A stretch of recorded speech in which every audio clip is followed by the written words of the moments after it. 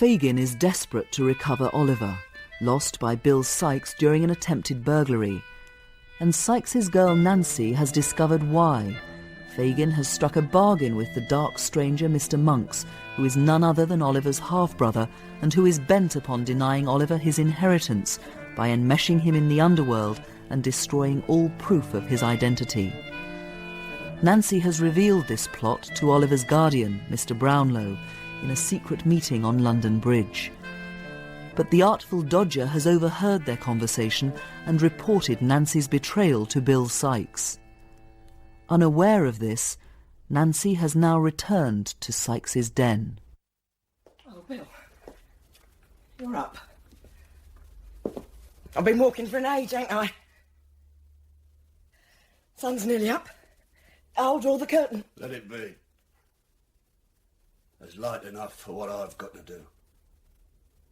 Bill? Why'd you look at me like that? Bill! Bill! Tell me what I've done. Oh, you know, you she-devil. You was watched tonight. Every word you said was heard. Then spare my life, for God's sake, as I've spared yours tonight. A lady and gent I saw tonight offered me an escape, a home abroad. Let's both go and leave this dreadful place.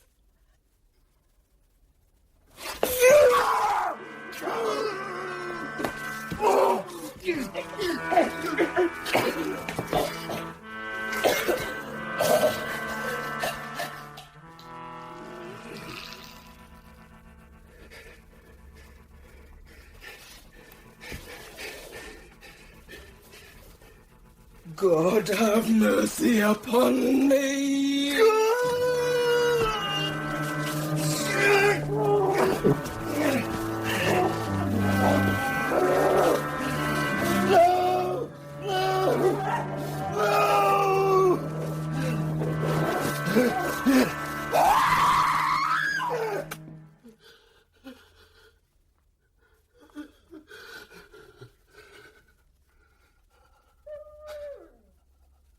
Oh, God. Oh, my God.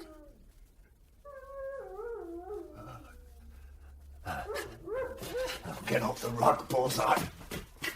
Get off it, I say. Give it here. I've got him.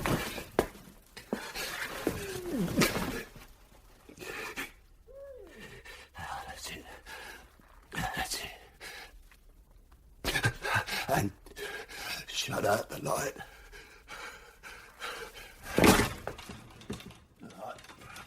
Damn it. Can't shut it out. Every blasted crack lets it. Oh, Nancy! No! Get away from me!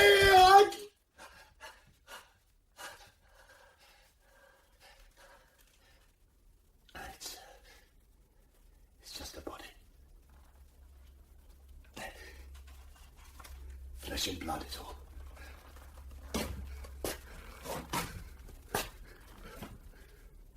But such flesh and so much blood. Now keep out of it, Bullseye. Now look at you. There's blood on your blasted feet. Come on. Get out of here. We've got to go.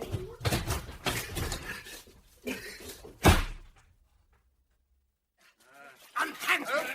I will not come in. I would advise the contrary. By what authority am I kidnapped in the street? By mine, Mr. Monks. These men are indemnified by me. If you complain of being deprived of your liberty, throw yourself for protection on the law. I will appeal to the law, too. The choice is yours. If you wish me to prefer my charges publicly, and consign you to a punishment the extent of which, although I can with a shudder foresee, I cannot control, then by all means leave this house. But if you appeal to my forbearance and the mercy of those you have deeply injured, seat yourself in that chair. It has waited for you 2 whole days. You will be prompt.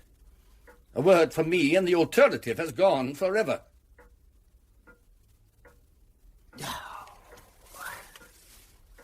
Who are you, sir?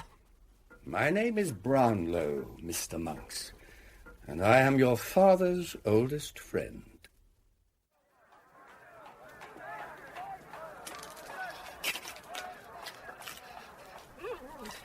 All right, boy. We'd better get off the stones, eh? Out in the country like Hendon, Hatfield, out of people's way. Find a public house, eh?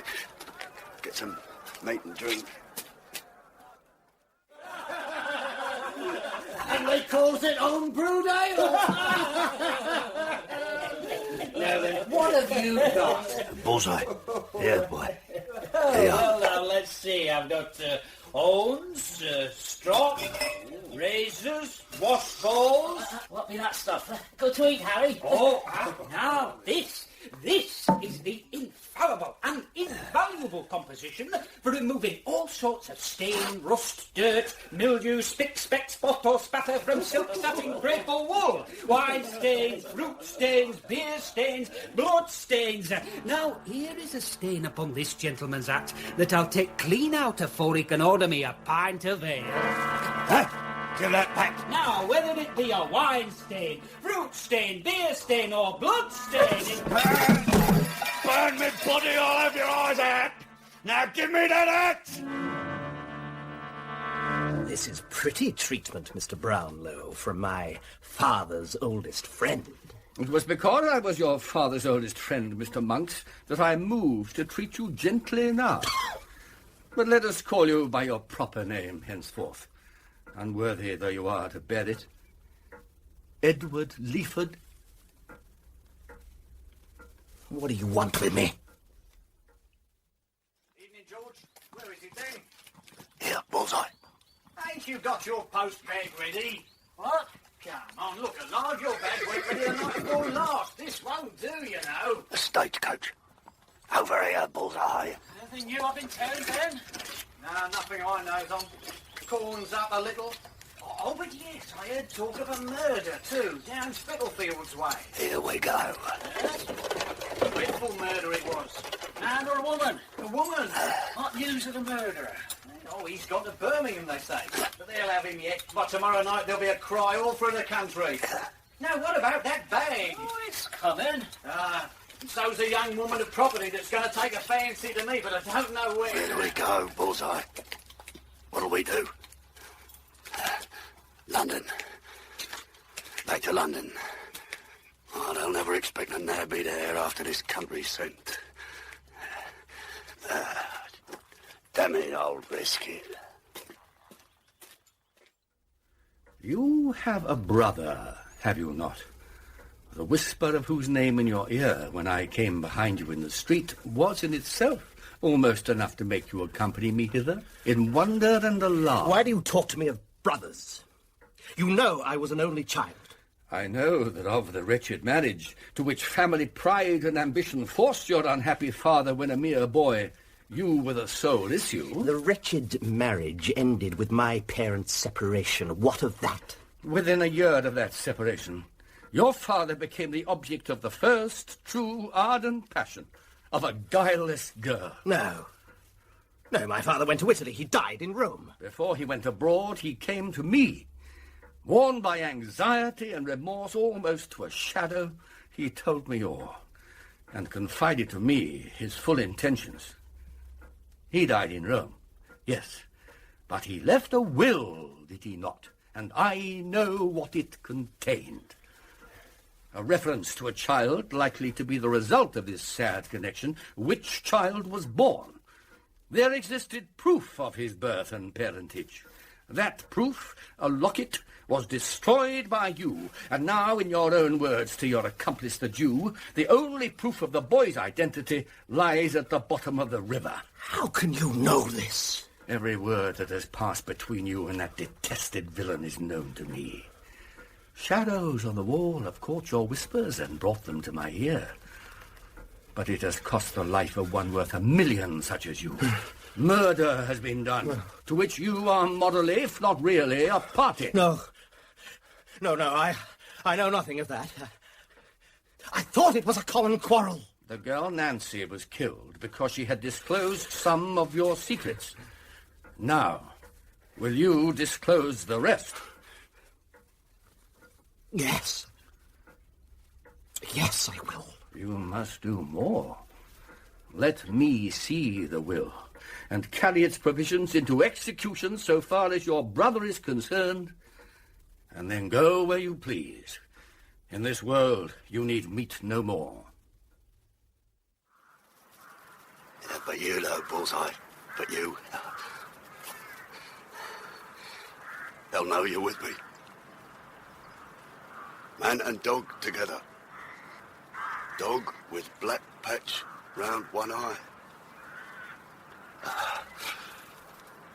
It's what you might call a poser, Bullseye. But it'll be quick.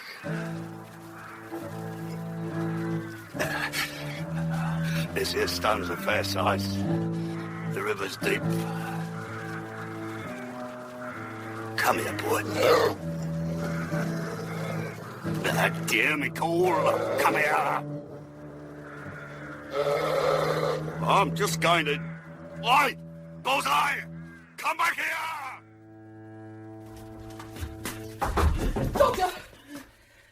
Dodger, they've got Fagin. I know it. The police have got Fagin. What are we going to do? We can't stay here no more. Father Sikes! We warned him not to. He split on Fagin. He killed Nancy. Hey? They found her body and raised the hue and cry. The whole town went balmy and went hunting in a pack. Sikes killed Nancy. What for? She peached on a lot of us. Oh, God. Where is he now? Oh, how should I know, Charlie? They're looking for him everywhere. £100 reward. They ain't found him, but they found Fagin. Oh, God in heaven, what a smash! Brownlow, the man will be taken. He will be taken tonight.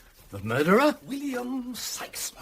His dog has been seen lurking about some old haunt, and there seems little doubt that his master is there, or will be, under cover of darkness. Spies are everywhere. I've spoken to the men who are charged with his capture, and they tell me he cannot escape. A reward of £100 is proclaimed by the government tonight. I will give 50 more, and proclaim it with my own lips upon the spot. Come! I sat on the roof and watched them take Fagin. You should have heard the people scream at him. The officers fought like devils to hold him back, or they'd have torn him to pieces. I can see him now. The blood on his hair and beard, and the women swearing they'd tear his heart out. Oh, God help us! Here. It's Bullseye. How did he get here? Alone. 3 hours ago. Covered in mud. Lame. Why's he come here without Sikes? Here.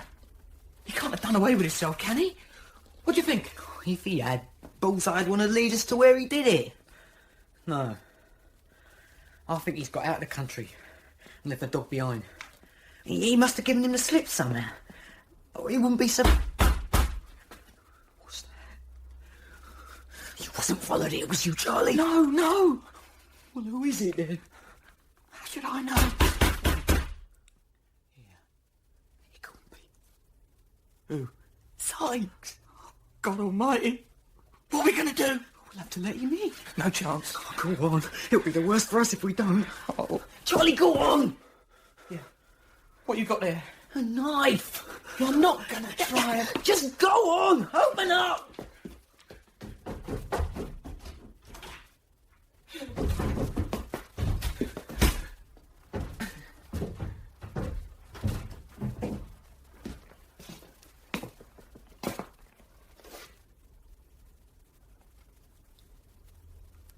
Tonight's paper says that Fagin's been took. Is it true or a lie? It's true. Damn you all! Have you nothing to say to me?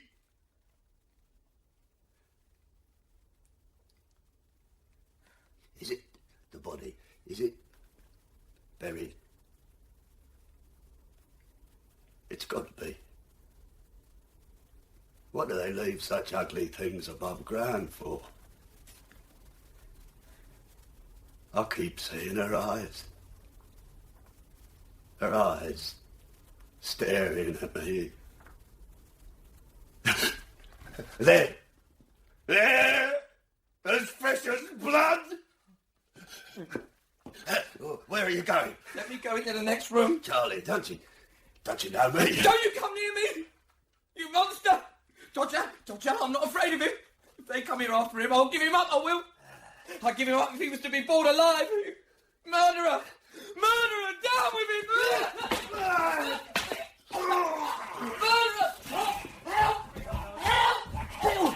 Bill, listen! I'll give £50 to the man who takes him alive. They're coming! Open the door in the king's name. He's here! Break down the door! Open up. Break it down! They'll never open it! Charlie! Give me a rope. I'm climbing over the roof. Give me a rope or I'll murder 2 more.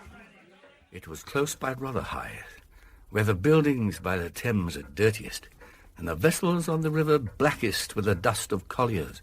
It's the filthiest, the strangest of the many hidden quarters of London, wholly unknown even by name to the great mass of its inhabitants. That is where you found Sikes? To reach it, we had to penetrate a maze of close, narrow, muddy streets, thronged by the roughest and poorest of waterside people. Ballast heavers, coal whippers, brazen women, ragged children. The cheapest provisions are heaped in the shops, the coarsest apparel. The house fronts totter. Chimneys, half crushed, hesitate to fall. But there was worse beyond. Worse, Brownlow? Oh, yes. We found Sikes on Jacob's Island.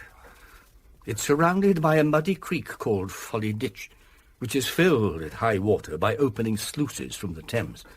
You can see the inhabitants lowering buckets and pails from their back windows to haul the water up.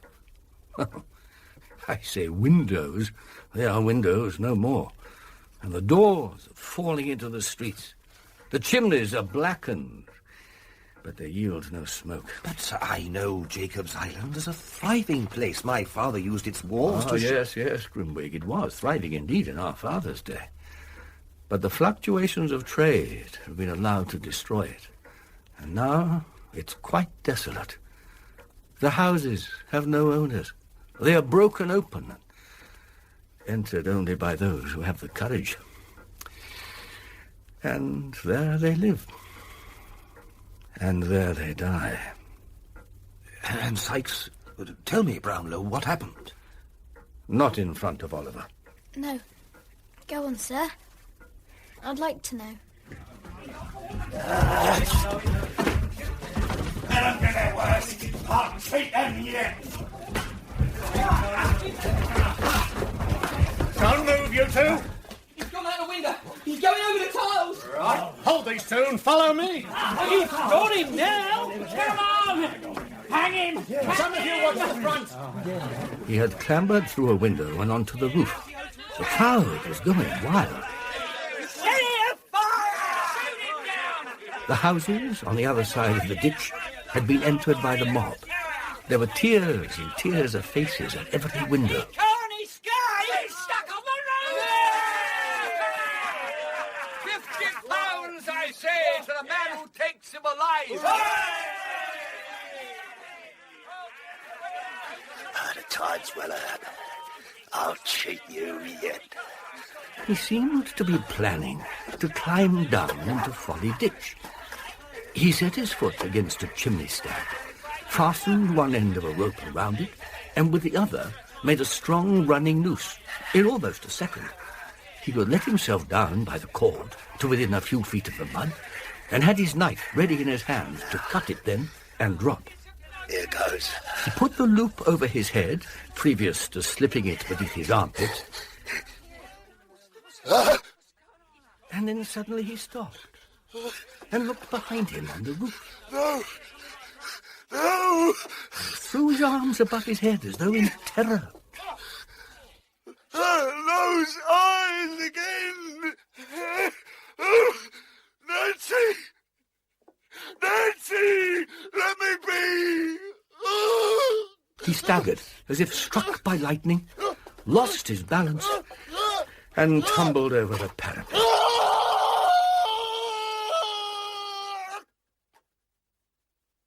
The noose was on his neck. It ran up with his weight, tight as a bowstring and swift as the arrow it speeds. He fell for 35 feet. Then there was a sudden jerk, a terrific convulsion of the limbs, and there he hung.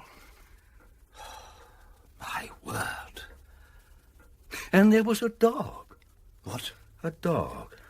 It had lain concealed till now, but it began running back and forth on the parapet with a dismal howl, and collecting itself for a spring, jumped for the dead man's shoulders. But it missed its aim. It fell into the ditch, turning completely over as it went, and striking its head on a stone, dashed out its brains.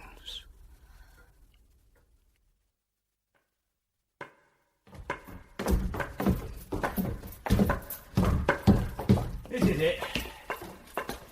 Yeah, you're not taking the young gentleman in the cell, are you, sir? Not a sight for children. Indeed it isn't, but he's very much involved in my business with this man. What's that noise? They're preparing the gallows. This is the way he'll go in the morning. That's the door he'll go out at, to his hanging. Right, here you are. Oh, Charlie. Well done. Oliver, too. Oliver, too. Quite a gentleman now, quite a... Take that boy away to bed! Don't be alarmed. Take him away to bed! Do you hear me? He has been somehow the cause of all these... Now, Monks's throat, Bill. Never mind, Nancy. Monks's throat as deep as you can cut. Fagin. That's me. An old man, my lord. A very old man. Here's someone wants to see you. To ask you some questions, I suppose. Fagin! Fagin, are you a man? I shan't be one much longer. Strike them all dead. What right have they to butcher me? Now you get back in your place. Now, sir, tell him what you want. Quick, please. He's growing worse as time gets on. I've seen them die. Through me. Can't count them. I joked, too, seeing them die with prayers on their lips. What a rattling noise as the drop goes down. And how suddenly they change from strong living men to dangly heaps of clothes. Fagin. It's so dark. Why don't they bring light? Light! Fagin. Fagin, listen to me. You have some papers which were placed in your hands for safekeeping by a man calling himself Monks. Papers?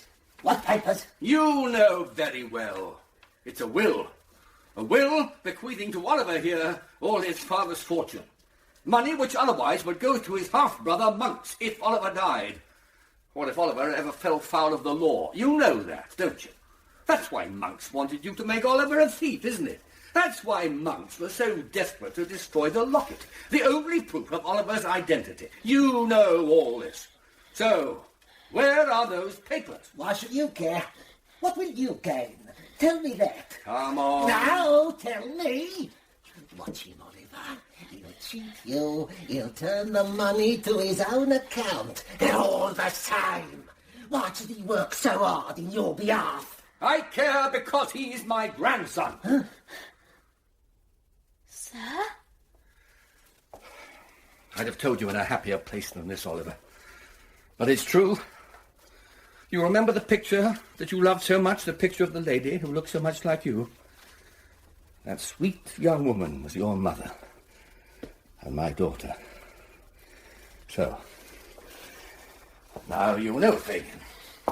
Now, where are those papers for my grandson? It's all a lie. I haven't won. Not one. For the love of God, don't say that now, upon the very verge of death. Tell me where they are. You know that Sikes is dead, your boys will be transported, the monks has confessed.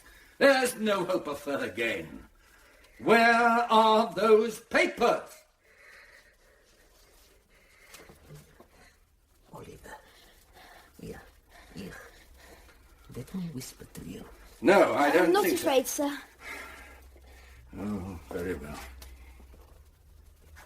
The papers are in a canvas bag, in a hole, a little way up the chimney in the top front room. I want to talk to you, Oliver. Right. Let's say a prayer. Say just one. Kneel down with me and we'll... You can help me, Oliver. You can help me escape. I'll slip away, and you can say I've gone to sleep. They'll believe you. You can get me out if you hide me. Easy as pie. Look, let's go. Now. Oh, God, forgive him. Through the door. If I shake as we pass the gallows, don't mind me. Just hurry on. Now.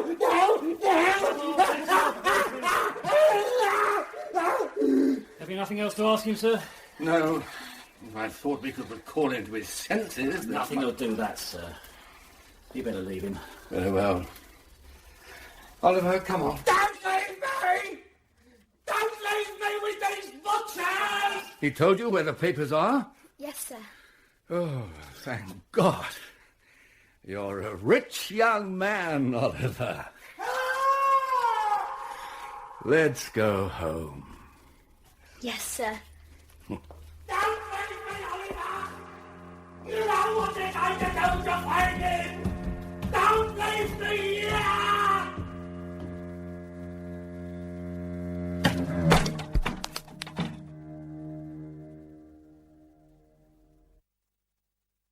In the final episode of Oliver Twist by Charles Dickens, Sikes was Tim McInerney, Fagin John Grillo, Brownlow Peter Jeffrey, and Oliver Edward Long.